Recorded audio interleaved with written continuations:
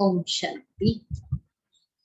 आज 19 जून 2021 की बाबा की मुरली है। आज विशेष बाबा कहते कि शिव बाबा ने इस ज्ञान यज्ञ को रचा है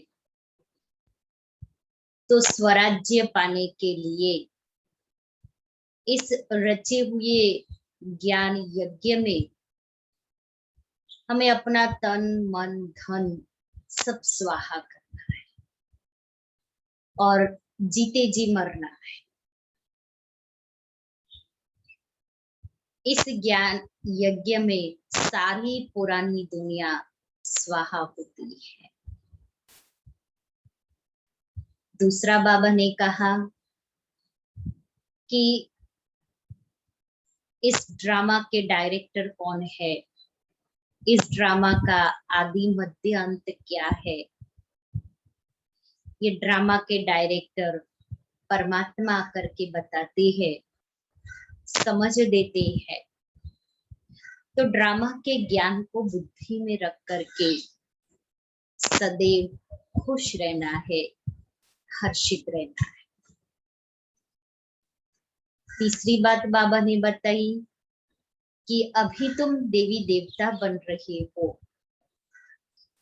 और देवताओं के गुण क्या है वो भी जानते हो, तो देवता बनने का पुरुषार्थ करना है, अर्थात अपने स्वभाव और संस्कार को दैवी बनाना है। उसके साथ बाबा ने एक बात और बताई कि अपना जो कुछ पुराना बैग बैगेज है वो सब ट्रांसफर करना है नई दुनिया के लिए। तो जब अभी हम ट्रांसफर करते हैं तो भविष्य 21 जन्मों के लिए बाबा हम बच्चों को सब कुछ दे देते हैं और बाबा जो पढ़ाई पढ़ाता है वो इस दुनिया में और कोई नहीं पढ़ा सकता है। ऐसी पढ़ाई जो न ऋषि मुनि जानते हैं न पढ़ाते हैं, और इस पढ़ाई से हम ऊंचे से ऊंचे मनुष्य अर्थात देवी और देवता बनते हैं। तो आज बाबा हम बच्चों को पूछ रहे हैं कि ड्रामा की कौन सी भावी तुम बच्चे जानते हो। दुनिया के मनुष्य ड्रामा की कौन सी भावी तुम बच्चे जानते हो, दुनिया के मनुष्य नहीं और कोई नहीं जानता।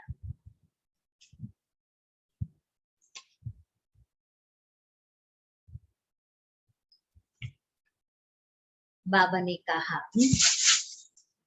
बाबा ने पूछा ड्रामा की कौन सी भावी तुम बच्चे जानते हो, दुनिया के मनुष्य नहीं।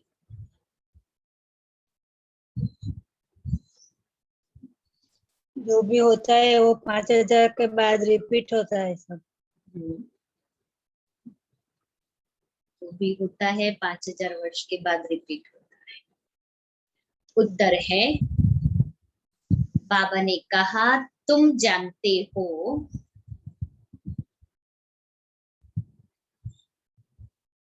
इस रुद्र ज्ञान यज्ञ से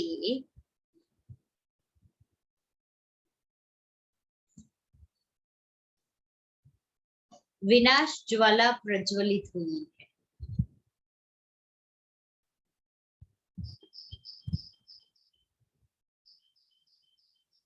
अब सारी पुरानी दुनिया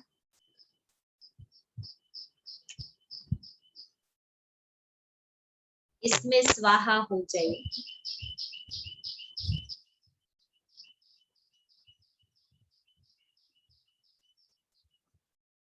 यह भावी कोई टाल नहीं सकता।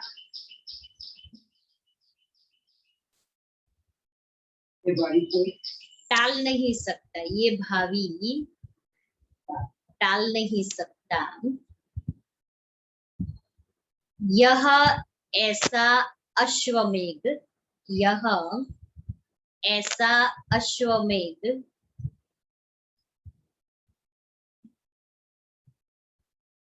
अविनाशी रुद्र ज्ञान यज्ञ है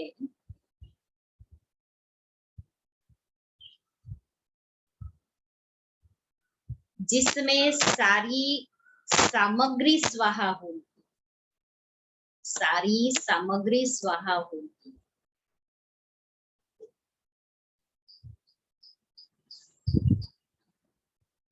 फिर हम इस पतित दुनिया में नहीं आएंगे।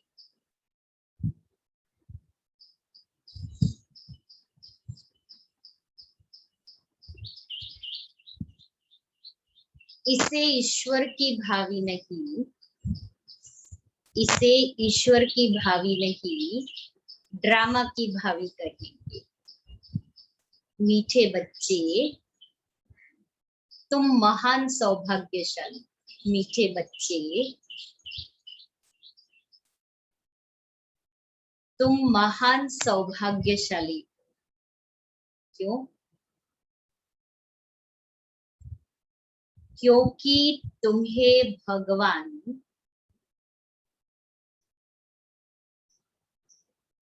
वह पढ़ाई पढ़ाते हैं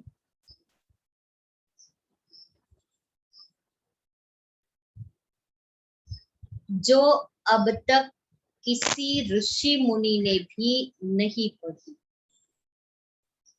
ऐसी पढ़ाई भगवान पढ़ाते हैं जो अब तक किसी ऋषि मुनि ने भी नहीं पढ़ी।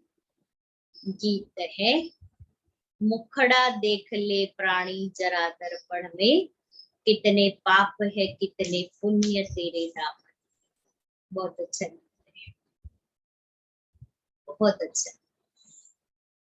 ओम शांति। तुम बच्चे भी मनुष्य हो, यह मनुष्यों की सृष्टि है। इस समय तुम ब्राह्मण धर्म के मनुष्य बने हो। बाप शिक्षा देते हैं आत्माओं को। आत्मा को कभी अपने स्वधर्म का पता है, आत्मा को अभी अपने स्वधर्म का पता है कि हम आत्मा इस शरीर को चलाने वाली है। आत्मा का यह रथ है, ये शरीर जो है ना वो रथ है। तुम्हारी जैसे बाप इस रथ पर सवार हुए हैं, तुम्हारी आत्मा भी इस रथ पर सवार हुई है। सिर्फ आत्मा को यह ज्ञान भूल गया है कि हम आत्मा शांत स्वरूप है। हमारे रहने का स्थान ही मूल वतन में है। यह शरीर हमको यहाँ मिलता है। ऐसे ऐसे अपने साथ बातें करनी है। तो कैसे बातें करनी है बाबा सिखा रहे हैं कि मुझ आत्मा ने ये शरीर रथ, ये शरीर मेरा रथ है, मैंने लिया है, मैं इस रथ पर सवार हूँ। मैं आत्मा ओरिजिनली शांत स्वरूप हूँ। ओरिजिनली मैं परमधाम की रहने वाली हूँ। मैं बाप का बच्चा हूँ। बाप कहते हैं तुम आत्मा शांत स्वरूप हो। अगर तुम चाहो हम शांति में बैठे तो अपने को आत्मा समझ शांति धाम के निवासी समझो। थोड़ा समय शांति में बैठ सकते हैं। मनुष्य शांति ही मांगते हैं। मन को शांति चाहिए, यह आत्मा ने कहा। शरीर को शांति नहीं चाहिए। शरीर तो बैठ जाएगा तो उसको तो शांति मिल गई। बहुत थक जाते तो क्या करते हैं, बैठ जाते हैं शांति से 10 मिनट 15 मिनट आजाद। शरीर बैठ गया लेकिन ये नहीं बैठता है। अभी इसको भी बिछाना है क्योंकि आत्मा का स्वधर्म शांति है।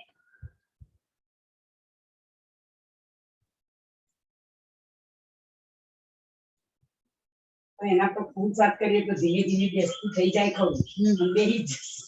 हाँ, बैठ जाएगा। कोई बड़ी बात नहीं है, लेकिन बाबा ने भी तो पुरुषार्थ किया ना।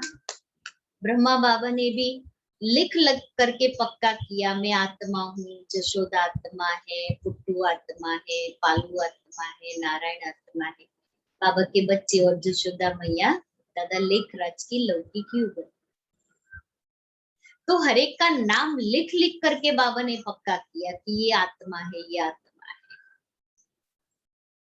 हम सारे दिन में जो हमारे स्वमान है, हम 101 बार, 21 बार, 108 बार हम स्वमान लिखे, और सिर्फ लिखने के खातिर नहीं लिखे, लेकिन बोलते जाए मैं आत्मा शांत हूँ, फिर मैं लिखूं, फिर आधा मिनट अच्छा, फिर लिखो, भले 11 बार लिखे, 21 बार लिखे, लेकिन पॉज देना है।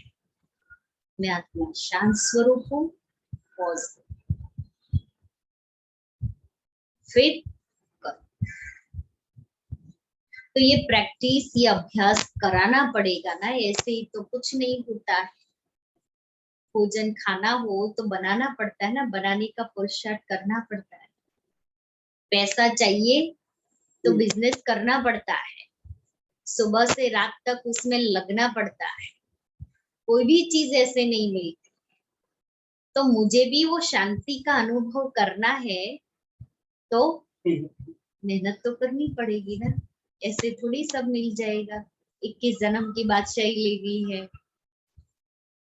तो बाप मन जन्म को માટે મહેનત કરીએ તો પેલું 21 જન્મ માટે કરવાની છે। मन को शांति चाहिए, ये आत्मा ने कहा, परंतु मनुष्य ये नहीं जानते कि मैं आत्मा हूँ, यह भूल गए हैं। एक कहानी भी है ना, रानी के गले में हार पड़ा था और ढूंढती थी बाहर। तो बाप भी समझाते हैं शांति तो तुम्हारा स्वधर्म है। बच्चों ने समझा है हम आत्माएं शांत स्वरूप है। यहाँ आई है पार्ट बजाने की। इन ऑर्गन्स से डिटैच हो जाते हैं तो आत्मा शांत है। आत्मा अपने स्वधर्म शांति में जितना चाहे बैठ सकती है। चाहो हम इस शरीर से काम न करें तो शांत में बैठ जाओ कि अभी कुछ काम नहीं करना है, तो बाबा कहते हैं बैठ करके स्वधर्म का अनुभव करे, शांति का। यह है सच्ची शांति, इनको तुम ढूंढते नहीं, तुम्हारा स्वधर्म ही शांत है। अभी यहाँ पार्ट बजा रहे हैं, रियल में हमारा स्वधर्म शांत है। हम आत्माएं यहाँ इस सृष्टि पर अभी पार्ट बजाने के लिए आए हैं, इसलिए भले हम पार्ट बजा रहे हैं लेकिन अपने स्वधर्म को भूलना नहीं है। बाप द्वारा मालूम पड़ा है हमने 84 जन्मों का पार्ट बजाया। इन 84 जन्मों के चक्र का कोई को पता नहीं, सिर्फ तुम बच्चे ही समझते हो। पहले हम सूर्यवंशी राजा व प्रजा थे, फिर चंद्रवंशी, सो वैश्यवंशी, सो शूद्रवंशी बने। अब फिर से हमको सूर्यवंशी बनना है। तुम बच्चे सृष्टि के आदि मध्य अंत को जान गए हो। तुम कितने सौभाग्यशाली हो। बाप तो यथार्थ बात समझाते हैं, यह है ही सद्गति मार्ग। यह समझाना है कि सर्व का सद्गति दाता एक है। अभी जान गए हो, हमको बाबा आकर 21 जन्मों के लिए सद्गति प्राप्त कराते हैं। बाहर वाले मनुष्य इन बातों को जानते ही नहीं। तुम ब्रह्मा कुमार कुमारियां ही जानते हो, इस ज्ञान को हम बच्चे ही जानते हैं। कोई पूछते हैं तुम बीके क्या जानते हो, क्योंकि वो तो समझते हैं ना शास्त्रों की नॉलेज होनी चाहिए, इसलिए पूछते हैं तुम बीके क्या जानते हो। परीक्षा तो होनी ही चाहिए कि ब्राह्मण व ब्राह्मणी है व नहीं, अर्थात हम बाबा के बच्चे बने हैं पक्के या नहीं। ऋषि मुनि आदि तो रचता और रचना को नहीं जानते, तो गोया नास्तिक ठहरे। तुम भी नास्तिक थे, तुम भी रचता बाप और रचना के आदि मध्य अंत को नहीं जानते थे। स्कूल में पहले अनपढ़ ही आते हैं, फिर वो पढ़ाई से समझदार बनते हैं, फिर कहेंगे स्कूल में यह पढ़ा। अभी तुम हो ईश्वरीय पढ़ाई में, परमपिता परमात्मा तुमको पढ़ा रहे हैं। यह बुद्धि में समझना चाहिए। रचता तो एक शिव बाबा ही है। रुद्र ने ज्ञान यज्ञ रचा, यह शास्त्रों में भी है। अब रुद्र और शिव परमात्मा में फर्क तो कोई है नहीं। यह भी है कि रुद्र ज्ञान यज्ञ से विनाश ज्वाला निकली। सिर्फ रुद्र शिव की जगह कृष्ण का नाम डाल दिया है वही गीता, लेकिन नाम बदली कर दिया। कहते हैं इस ज्ञान यज्ञ से विनाश ज्वाला प्रज्वलित हुई, तो स्वराज्य के लिए ये ज्ञान यज्ञ है। इसमें पुरानी दुनिया स्वाहा होनी है। यज्ञ में सारी आहुति अर्थात सामग्री डालते हैं, जौ, तिल, घी, हाँ, लकड़ी, तो ये सब ऐसे स्वाहा स्वाहा स्वाहा करके डालते हैं, सब स्वाहा कर देते हैं। तो इस रुद्र ज्ञान यज्ञ में सारी पुरानी दुनिया स्वाहा हो जाएगी। यज्ञ दुनिया में भी रचते हैं वातावरण को शुद्ध करने के लिए, पवित्र बनाने के लिए। तो यहाँ बाबा सारी दुनिया को पवित्र बनाने के लिए ये सारी पुरानी दुनिया की जितनी भी पुरानी सामग्री है वो सब स्वाहा। शिव ने रचे हुए यज्ञ में सारे विकार स्वाहा हो जाते हैं। और लकड़ी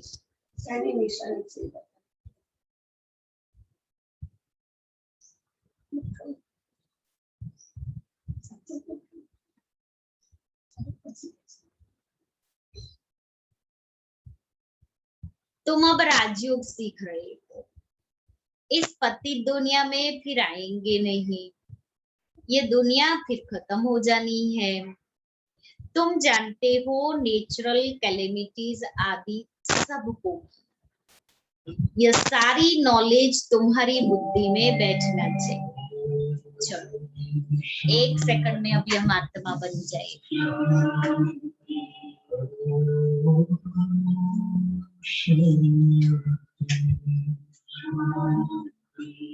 अंतर मन में ज्योति जगा लो, होगा दूर अंधेरा।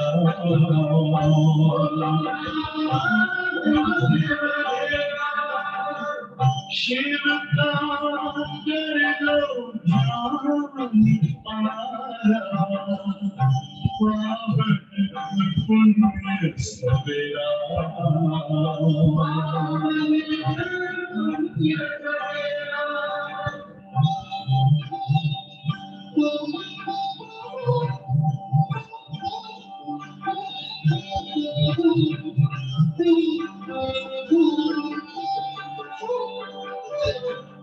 तुम हो कहाँ से आए, अपने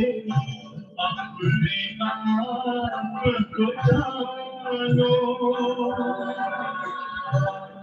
राजयोग के द्वारा अपना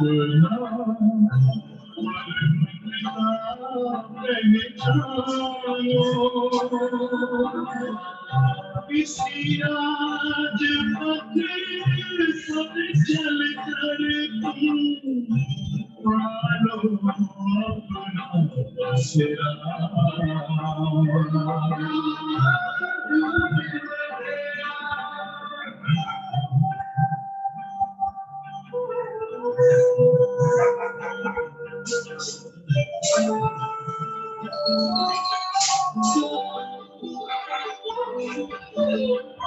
तुम हो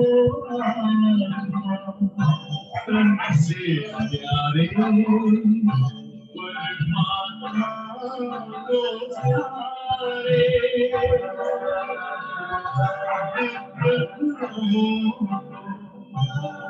धारण करके योगी बनो दुलारे। जो कि बिंदु ही तोड़े आए माया मोह तेरा।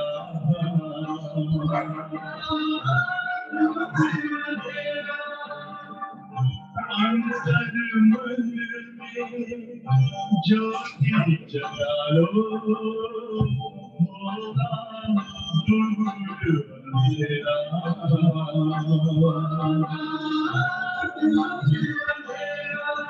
ओम शांति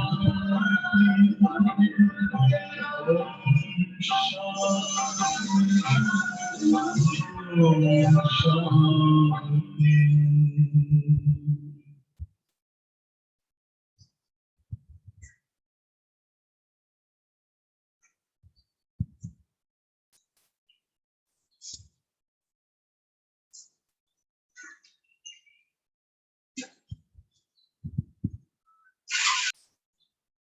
ओम शांति। तो बाप कहते हैं मेरी बुद्धि में ही सारा ज्ञान है।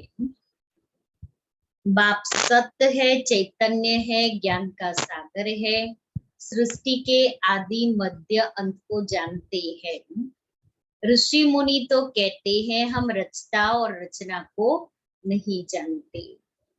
तुमसे कोई पूछेंगे तुमको क्या मिलता है, बोलो जिसको बड़े बड़े ऋषि मुनि आदि कहते थे कि हम रचता और रचना के आदि मध्य अंत को नहीं जानते हैं, सो हम जानते हैं। रचता बाप के सिवाय रचता बाप के सिवाय रचना के आदि मध्य अंत को कोई नहीं जानते हैं, सो हम जानते हैं। रचता ही समझाएंगे। तुमको मालूम है मधुमक्खियों की भी रानी होती है। रानी के साथ साथ पीछे पीछे सब मक्खियां जाती है। रानी अर्थात माँ के साथ उनका कितना संबंध है। बेहद का बाप भी आते हैं तो सभी बच्चों को साथ ले जाते हैं। मधुमक्खियों का झुंड जाता है ना, तो आगे मधुमक्खियों की रानी होती है और उस रानी के पीछे पीछे सारा झुंड जाता है। तो बाबा भी कहता है मैं भी तुम बच्चों को अपने साथ ले जाने के लिए आया हूं। तुम जानते हो बाबा आया हुआ है, हम आत्माओं को साथ ले जाएंगे शांति धाम में। फिर से हमारा सत्युग का पाठ शुरू होगा, जिस पाठ बजाने के लिए तुम ये देवी देवता पद पा रहे हो। यहाँ तुम आते ही हो मनुष्य से देवता पद पाने। हम बाबा के पास किस लिए आ रहे हैं? मनुष्य से देवता बनने। सब गुण यहाँ धारण करने हैं संगम पर। इन लक्ष्मी नारायण जैसा बनना है। इनको दिव्य दृष्टि के सिवाय कोई देख न सके। अभी तुम जानते हो हम सूर्यवंशी देवता बनेंगे। तुम्हारी बुद्धि में है कि स्वर्ग की राजधानी कैसे स्थापन होती है। सतयुग में था ही देवताओं का राज्य, परंतु देवताओं के राज्य में भी फिर राक्षस आदि दिखाए हैं। यह कोई नहीं जानते भारत कितना पवित्र था। महिमा भी गाते हैं सर्वगुण संपन्न 16 कला संपूर्ण। उन्हों के आगे माथा टेकते भी है, माथा भी टेकते हैं। मंदिर भी बहुत बने हुए हैं इसके देवी देवताओं के, परंतु ये पता नहीं है कि आदि सनातन देवी देवता धर्म सत्युग का कब और कैसे स्थापन हुआ। भारत जो इतना ऊंच था वह नीच कैसे बना, ये किसको भी पता नहीं है। कहते हैं ये भावी बनी हुई है, कहते हैं यह भावी बनी बनाई है। किसकी भावी वह भी नहीं समझते। ड्रामा की भावी समझे तो समझ में आए कि ड्रामा की भावी बनी बनाई है, किसी ने बैठ करके बनाई नहीं है। बाबा कहता है ना ये बना बनाया खेल है, और ये बना बनाया खेल चलता रहता है। इसमें किसने बैठ के ना बनाया है ना बनाएगा। आप ही ये चक्र है जो चक्र चलता रहता है, और उसमें हम आत्माएं पार्ट बजाती रहती है। ड्रामा का रचयिता क्रिएटर डायरेक्टर कौन है? सिर्फ कह देते हैं ईश्वर की भावी। ड्रामा कहने से ड्रामा के आदि मध्य अंत को जानना चाहिए। सिर्फ किताब पढ़ने से तो ड्रामा का पता नहीं पड़ सकता है। जब तक जाकर कोई ड्रामा देखे नहीं, जैसे अखबार में भी पढ़ा था एक कृष्ण चरित्र का ड्रामा बना हुआ है, परंतु देखने बिगर कोई समझ थोड़ी सकता है। भागवत में सारा कृष्ण चरित्र बताया है कि कृष्ण ने क्या क्या लीलाएं की, और उसके फिर फिल्म आदि बनाते हैं। देखेंगे तब जब समझेंगे ड्रामा में यह सब होना है। तुम बच्चे भी ड्रामा को अभी समझते हो। मनुष्य कहते हैं वर्ल्ड की हिस्ट्री ज्योग्राफी का यह चक्र फिरता रहता है, परंतु कैसे फिरता है यह किसको पता नहीं। नाम भी लिखे हुए हैं, सतयुग, त्रेता, द्वापर, कलयुग, फिर संगम युग। परंतु मनुष्यों ने समझ लिया युगे युगे आता है, भगवान युगे युगे आता है। सतयुग त्रेता का भी संगम होता है, परंतु उस संगम का कोई महत्व नहीं, क्योंकि आत्मा की उतरती कला है। इसलिए सतयुग त्रेता, त्रेता द्वापर, द्वापर कलयुग का भी संगम है, लेकिन उन सब में उतरती कला। कलयुग और सतयुग का जो संगम है वही पुरुषोत्तम संगम युग कहलाता है, क्योंकि इसी संगम पर परमात्मा पिता आते हैं और आकर के देवता बनाते हैं।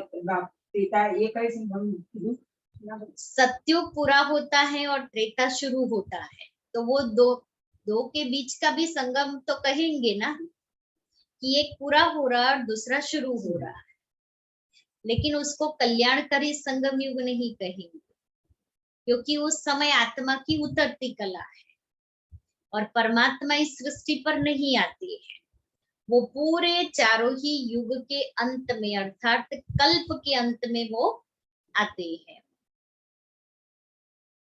तो बाबा कहते हैं उस संगम का कोई महत्व नहीं है, वहां तो कुछ होता नहीं, चढ़ती कला तो नहीं होती। ये बातें तुम जानते हो। सतयुगी सूर्यवंशियों ने फिर चंद्रवंशियों को राज्य कैसे दिया। ऐसे नहीं कि चंद्रवंशियों ने सूर्यवंशियों पर जीत पाई, नहीं। जो चंद्रवंशी का राजा होता है तो सूर्यवंशी राजा रानी उनको राज्य भाग्य का तिलक दे तख्त पर बिठाते हैं। राजा राम, रानी सीता का टाइटल मिलता है। किसने दिया?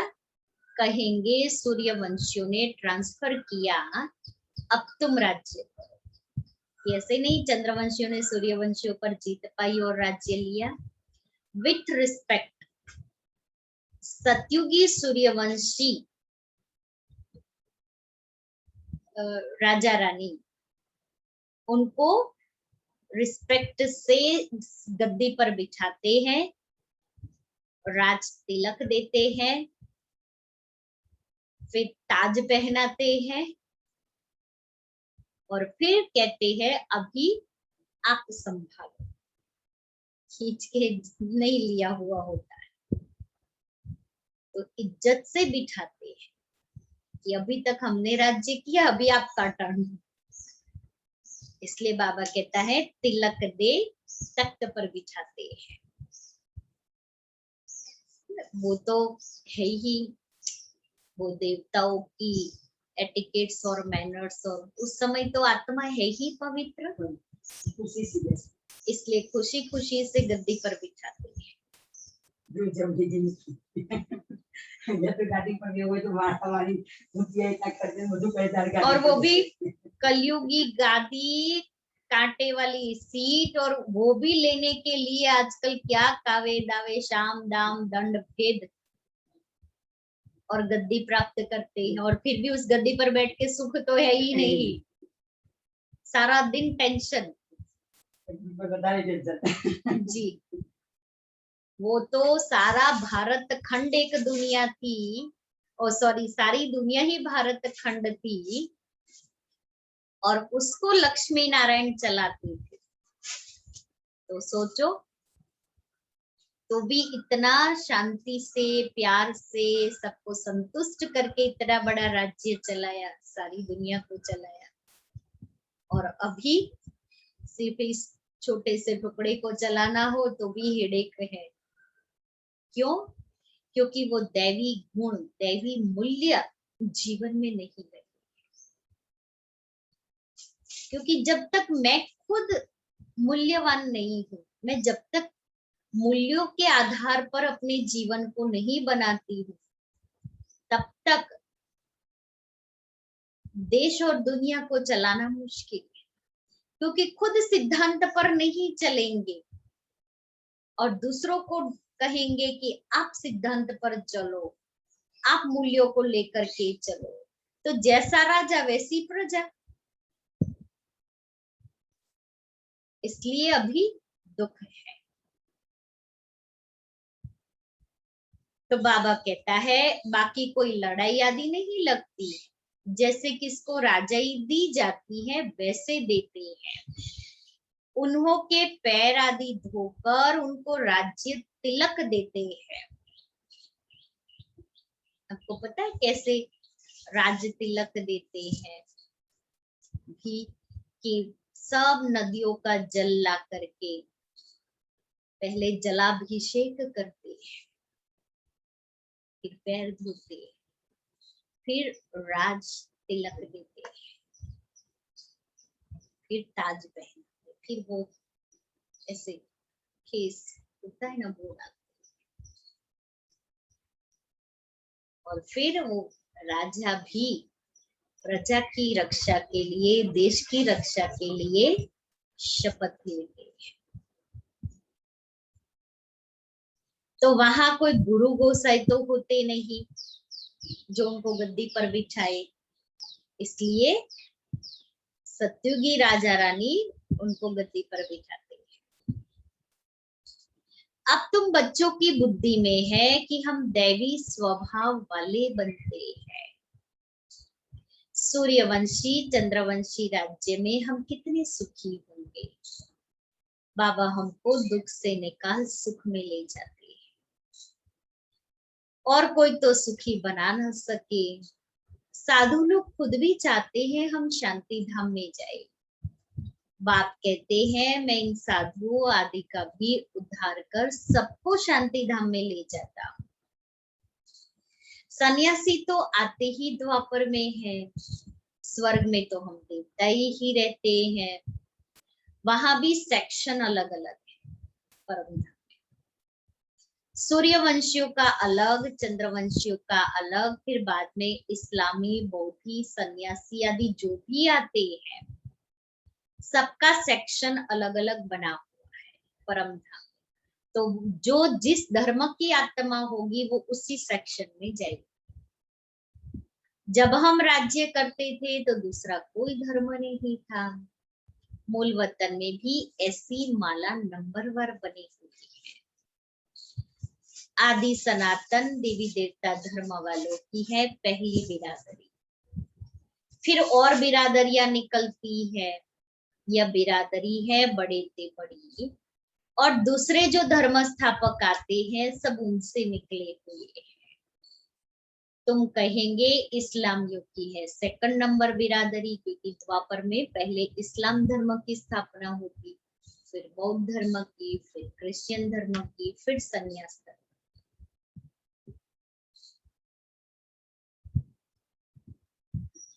फिर बौद्धियों की बिरादरी थर्ड नंबर। हम है फर्स्ट, बाकी हद की, और छोटे छोटे तो लाखों होंगे, छोटे छोटे मठ पंथ संप्रदाय वाले। यहाँ तो मुख्य है 4 बिरादरी।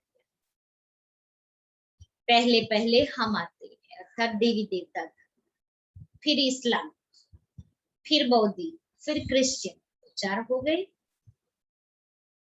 अभी हम नीचे गिर गए हैं, हमको ही 84 जन्म ले पार्ट बजाना पड़ता है। जो अभी लास्ट में है वही फिर फर्स्ट में होंगे। देवी देवताएं अपतित होने के कारण अपने को देवी देवता कहला नहीं सकते, क्योंकि वो दैवी गुण नहीं रहे हैं ना। तो खुद को तो शर्म आएगी ना कि हमारे अंदर वो गुण तो है नहीं, तो हम कैसे कहेंगे देवी देवता है। देवताओं को तो पूजते हैं, इससे सिद्ध है उन्हों के बिरादरी के हैं। सिख लोग गुरु नानक को मानते हैं, उनकी बिरादरी के हैं। सतयुग में पहला नंबर हमारी बिरादरी है, उनसे ऊंच बिरादरी कोई होती नहीं। हम ऊंचते ऊंच बिरादरी वाले हैं। हम सबसे जास्ती सुख भोगते हैं, फिर वही कंगाल होते हैं। सुख भोगते वही पहले पहले कंगाल बनते हैं ना। सबसे जास्ती दुखी यह है कौन? देवी देवताएं। कर्जा भी यह लेते रहते हैं। कितने शाहूकार थे, अभी कितने गरीब हैं, सब कुछ गवा बैठे। ये है ही दुखधाम। अब फिर बाप तुमको सुखधाम का मालिक बनाते हैं, बाकी सब चले जाएंगे शांति धाम। आधा कल्प तुम सुख भोगते हो, बाकी सब शांति में रहते हैं। चाहते भी हैं हम मुक्ति में जाए, सुख को कागविष्टा समान समझते हैं। उनको सुख धाम का अनुभव ही नहीं है। सच्चे सुख का अनुभव किया हो तो पता पड़े ना कि सुख क्या होता है, लेकिन उनका पार्ट भी नहीं है। तुमको अनुभव है, महिमा भी गाते हैं, परंतु पतित होने के कारण भूल गए हैं। अब बाप याद दिलाते हैं, हे भारतवासी, तुम देवी देवता धर्म के हो। द्वापर से नाम बदली कर दिया, देवता धर्म वाले ही पतित बन गए। गाते भी रहते हैं, हे पतित पावन आओ। बाप ने बताया है, तुम कितने जन्म पावन दुनिया में थे, कितने जन्म पतित दुनिया में हो। अब फिर पावन दुनिया में जाना है। 21 जन्म हम पावन दुनिया में थे, 63 जन्म हम पतित दुनिया में रहे। यह पाठशालाओं की पाठशाला है, यज्ञों का यज्ञ है। सारी पुरानी दुनिया इसमें स्वाहा होनी है। होलिका जलाते हैं, यह सब पर्व अभी के हैं। आत्मा चली जाएगी, बाकी शरीर खत्म हो जाएंगे। होलिका में वो उपले होते हैं ना, और उस उपले को फिर बीच में डोरी से बांधते हैं, तो उपले जल जाते हैं, डोरी रह जाती है। डोरी है आत्मा और उपले है ये शरीर। तो बाबा कहता है तुम आत्मा ऊपर चली जाएगी, बाकी शरीर खत्म हो जाएगा। यह नॉलेज कोई सन्यासी आदि दे न सके। गीता में कुछ है, परंतु आटे में लून अर्थात नमक मिसल। ज्ञान प्राय लोप हो जाता है। शिव बाबा कहते हैं, हमने ये यज्ञ रचा है, इनमें तन मन धन सब स्वाहा करने हैं। करते हो, जीते जी मरते हो। यह ज्ञान तुमको अभी मिल रहा है। अच्छा, मीठे मीठे सिक्के लेते बच्चों प्रति माता पिता बाप दादा का याद प्यार और गुड मॉर्निंग। रूहानी बाप की रूहानी बच्चों को नमस्ते। हम रूहानी बच्चों की रूहानी बाप दादा को याद प्यार गुड मॉर्निंग और नमस्ते। धारणा के लिए मुख्य सार। पहला, सुख धाम में जाने के लिए अपना दैवी स्वभाव बनाना है। सुख धाम में जाने के लिए अपना दैवी स्वभाव बनाना है। ड्रामा के आदि मध्य अंत के राज को बुद्धि में रख हर्षित रहना है। सबको यही राज समझाना है। दूसरा है, स्वराज्य लेने के लिए इस बेहद यज्ञ में जीते जी अपना तन मन धन स्वाहा करना है।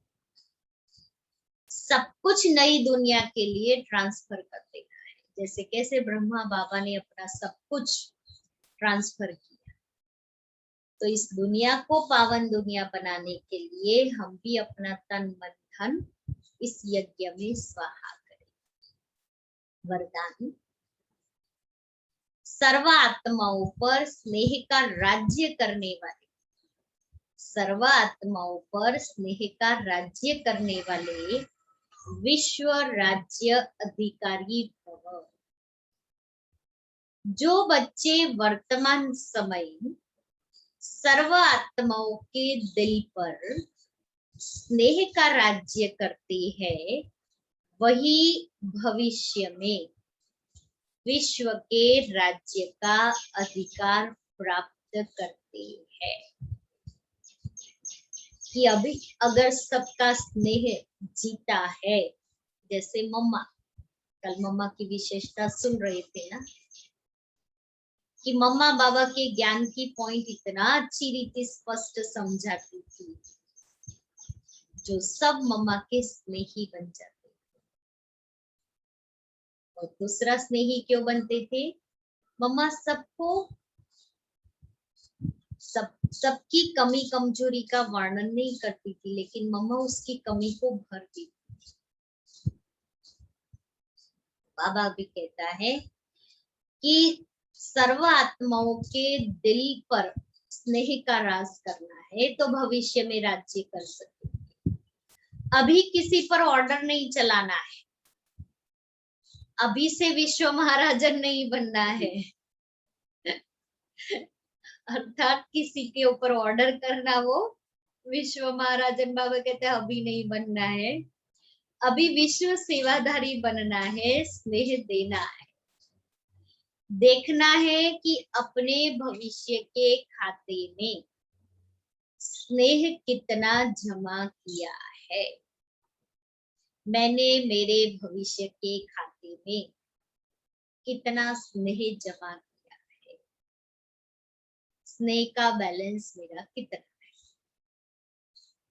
विश्व महाराजन बनने के लिए सिर्फ ज्ञान दाता नहीं बनना है कि सिर्फ ज्ञान सुनाओ दूसरी आत्माओं को। इसके लिए सबको स्नेह अर्थात सहयोग दो। स्लोगन है, जब थकावट फील हो तो खुशी में डांस करो, इससे मूड चेंज हो जाएगी।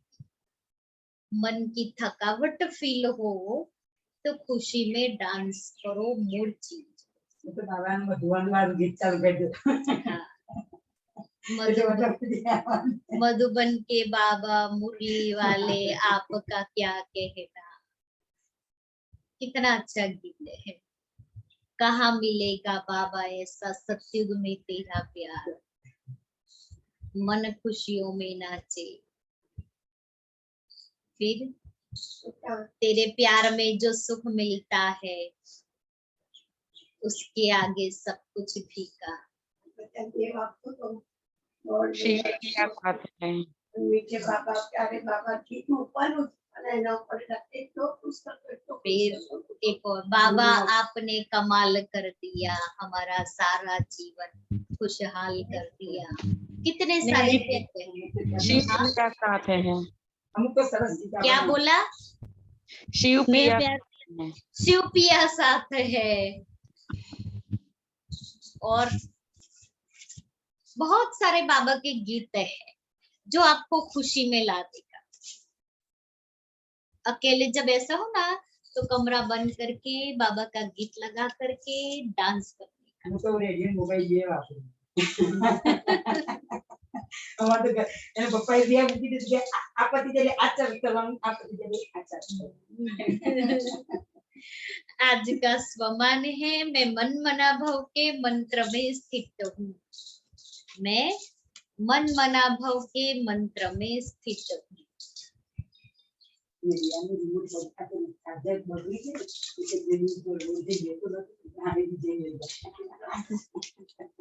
चलने जगह में समझ जैसे मनसा सेवा के लिए मन बुद्धि व्यर्थ सोचने से मुक्त होना चाहिए। और व्यर्थ सोचने से मुक्त बनने के लिए आज बाबा ने कहा ना, खुशी में डांस करो, तो व्यर्थ से बाहर निकल आएंगे। मन मना भव के मंत्र का सहज स्वरूप होना चाहिए। जिन श्रेष्ठ आत्माओं की श्रेष्ठ मनसा अर्थात संकल्प शक्तिशाली है, शुभ भावना शुभ कामना वाले हैं, वह मनसा द्वारा शक्तियों का दान दे सकते हैं। इसलिए मनसा को शुभ भावना शुभ कामना से भरपूर रखना है, संपन्न रखना है, तो मन मना भव सहज हो जाएगी। और आज की मम्मा के जीवन की धारणा है, मम्मा ने अपने लिए कोई कामना नहीं रखी। मम्मा ने अपने लिए कोई कामना नहीं रखी। बाप के दिए हुए खजाने से सदा संपन्न रही। इसलिए सर्व की मनोकामनाएं पूर्ण करने वाली कामधेनु माँ बन गई। हमें भी परमात्मा खजानों से स्वयं को भरपूर कर रॉयल संस्कार धारण करने हैं। कभी कोई से भी कोई कामना नहीं रखनी है कि कोई मुझे प्यार दे, सम्मान दे, सुख दे, मुझे पूछे। दे वाला सब खत्म। मैं देने वाली हूँ, लेने वाली नहीं। मैं कामधेनु माँ। ठीक है ना?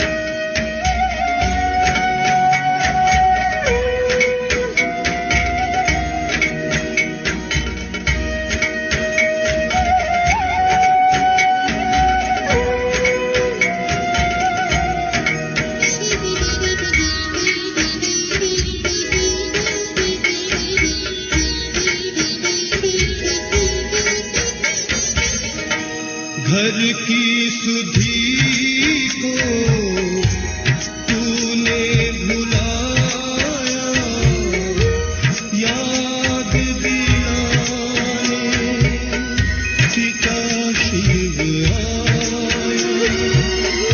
ये दुनिया सराए मुसाफिर का,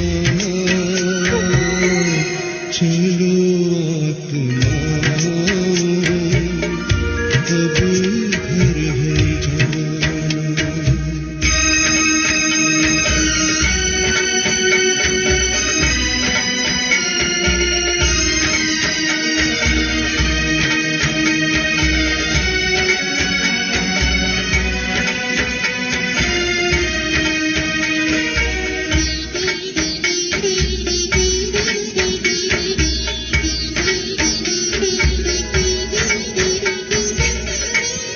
सपनों के तूने महल सजाए,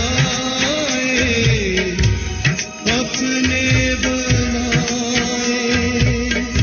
जो भी पराए, साथी तेरा वही है पुराना। चलो आत्माओं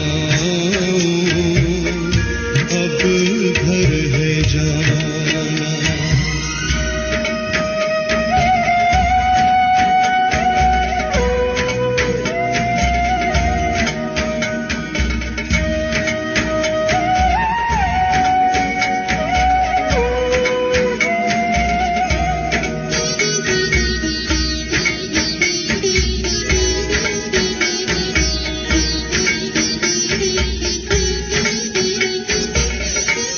आशा के तूने दीप जगाए, विनाशी सहारे दे अपनाए,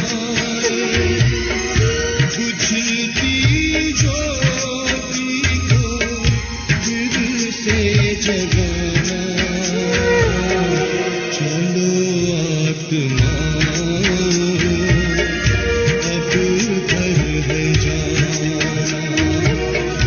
देखो बुलाए